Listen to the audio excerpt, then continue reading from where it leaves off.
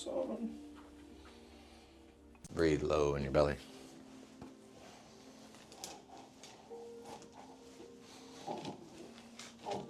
So some of the physical reasons why we were all born to breathe in our belly. The first reason is when you breathe low, it decompresses your spine when you expand out. We don't want to suck our belly in and flex our 8-pack before we expand out and get our core active.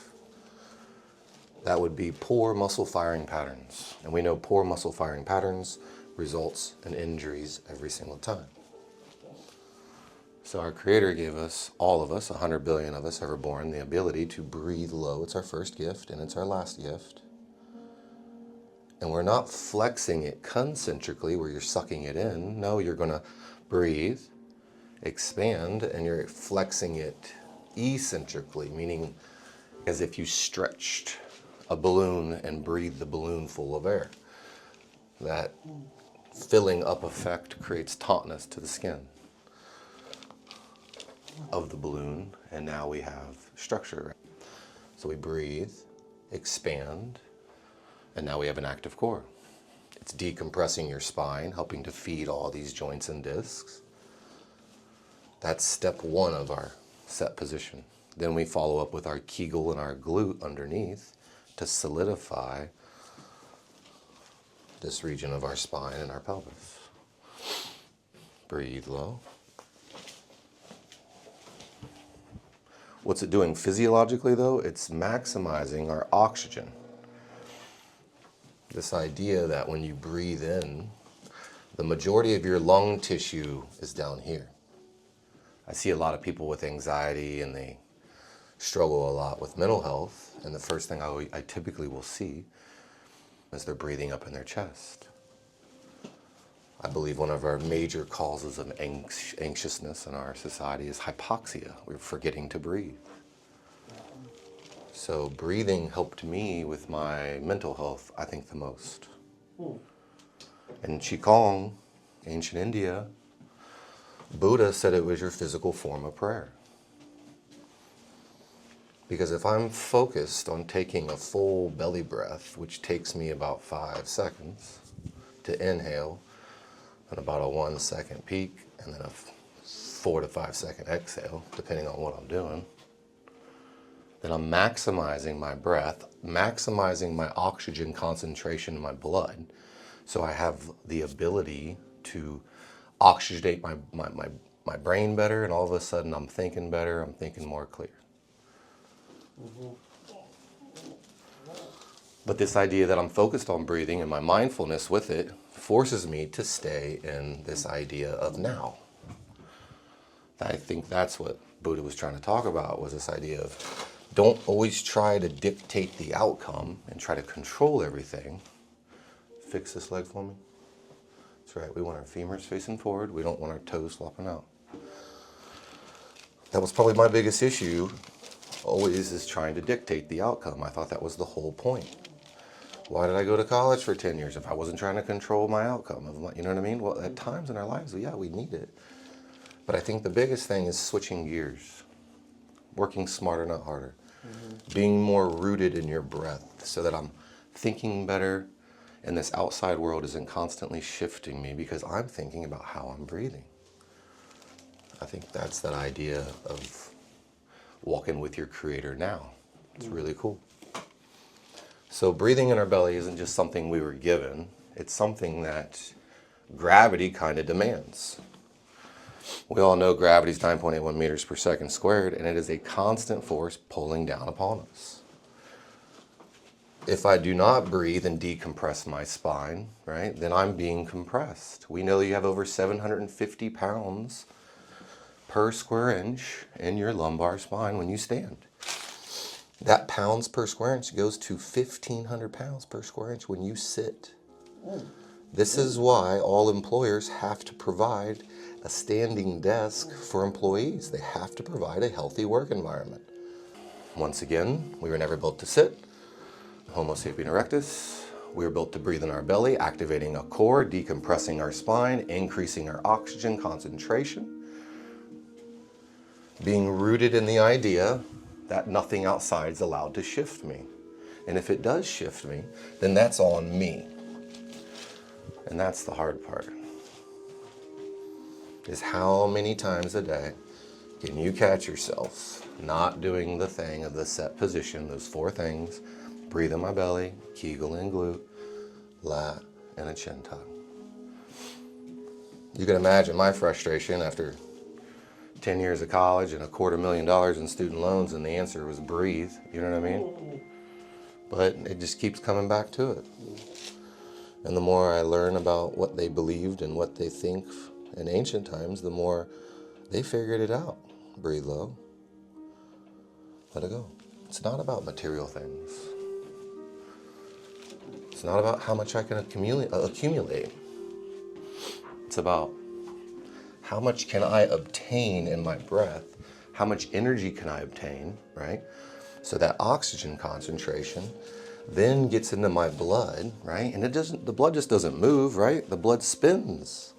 And that spinning red blood cell with that oxygen and that tornado-like effect starts to create energy called tornadical fractal energy.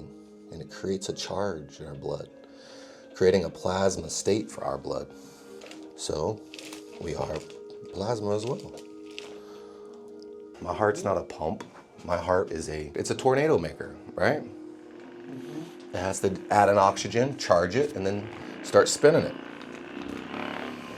It acts as a pump. We observe it as a pump.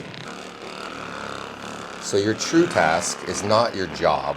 It's not what you're doing. It's how am I doing it? Am I being mindful before I reach for that computer? Or am I letting my task dictate my physicality? That's what I'm seeing all day. That's what all these injuries of upper cross and lower cross syndrome are. And after 16 years, it's always hip flexors for low back pain, and it's always pecs for neck and shoulder pain. Why hasn't it changed, and why hasn't Qigong changed? Because the answer's always been the same. You need to breathe in your belly first, obtain an active core with a decompressed low back. Then you need to root down with your Kegel and your butt squeeze. And then we got to get our shoulders and our neck right. I have to be ready, set, go, and then I move. Pain is just a reminder. Pain's telling us you're not doing something right. And the hard part is no one's here to fix you. I try to convince people I'm not fixing people, right? I'm fixing how they're thinking and their mindfulness. Making them walk through their day with this idea that, oh, I better be mindful how I'm moving because I get 20,000 breaths a day, so I get 20,000 opportunities. It's not a hardship. It's am I blessed to have another day? This is how I fight my anxiety. This is how I stay focused and present. This is how I, not to get too spiritual, walk with the Lord now. Yeah. I'm not waiting. And the more I do it, the more charge I'm obtaining, which then means my quantum field, that whole 99% space of my atom, is getting charged. And now I can manifest even more. That's when I see people doing wonderful things, you know? Mm-hmm. When they see the idea that they are creating their future. That's the secret. Hold on to the arm rails. Good. But the negative energy, or the adversary, I believe, forces us to believe that time is what's important. Lift your head. Oh, I don't have time to do that, Jim. I don't have time to do that. I'm like, you don't have time not to do that. Drop your arms off. Breathe low in your belly. Oh, yeah. Love you. That was so good. Thanks for staying relaxed, man. I know that was a lot. Good. Good. Focus only on your breath. Let it out. Okay. Look your head up for me. Breathe in your belly. All out. That's pretty good. Breathe in your belly. All out. Just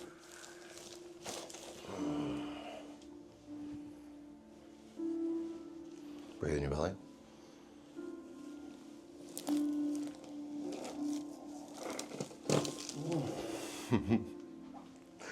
That's so good. Breathe and squeeze, get to your back, face up. Breathe in your belly. All the way out.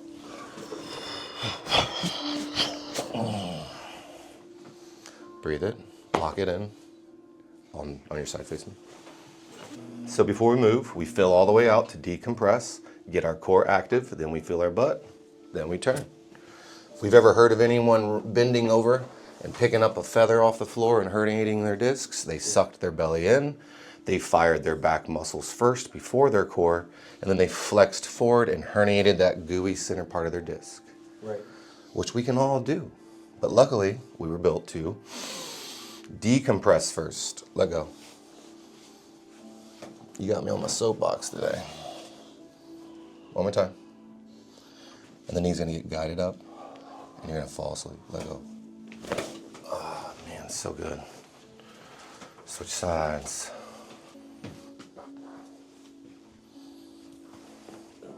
Get the pop right out of that. Left your knee high. Loose. Let go. Let go. Move before I even did anything. I was moving before I was just rolling you up. That was good. Roll here. Breathe. All the way out.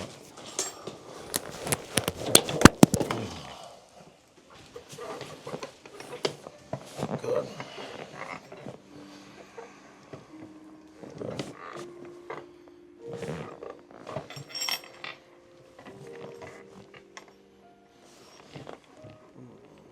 I tell people it takes about 1,000 days to really learn how to breathe and stay consistent to where it's the only number that your brain knows to dial.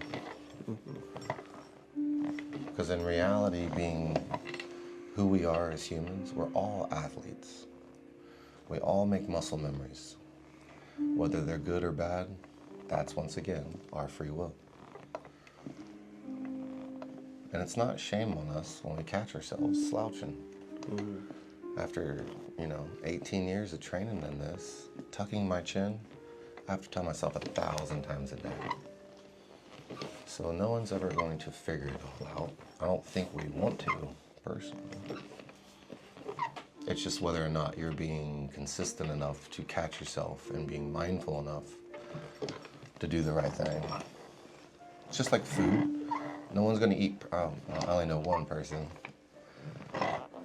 My cousin, who hasn't had a piece of pizza in like 12 years. Love you. But, food stuff. So most things in life are about moderation. And that includes our posture, our physicality.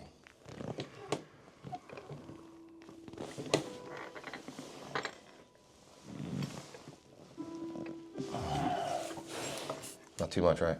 Mm-hmm. That's good. Right. You can still feel it's a little tight. We're gonna start on the left on the upper cervical right here. Let it go. Let it just fall. You okay with that pressure? That was good. We're gonna go a little lower on the right here. And draw. Good. That was good. You okay leaving that on the left? Yeah. Try it again, are you good with it? That was fine. Good, I think so too. Breathe. Squeeze. How you feel? Good. Not bad? Yeah. Appreciate you, man. All right. Dr. Jen. My pleasure.